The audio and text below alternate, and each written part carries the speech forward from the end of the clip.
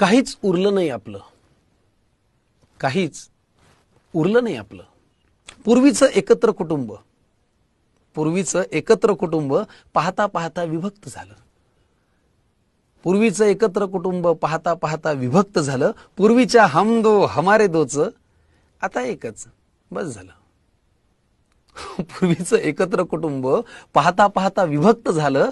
पूर्वीच्या हम दो हमारे दोचं आता एकच, बस झालं. मग एकाचंही कोण करणार, म्हणून मूलच नको झालं. एकाचंही कोण करणार म्हणून मूलच नको झालं. मग लग्न तरी कशाला हवंय, म्हणून लिव्ह इन सुरू झालं. आता तेही नको म्हणून, गाडी अजून पुढे गेली, आता तेही नको म्हणून एकटंच राहणं हवं झालं. मग माझ्यापुरतं मीच कुटुंब, कुठलंच बंधन नको झालं. मग याचा परिणाम काय की मी मिपलं, तू तुपलं.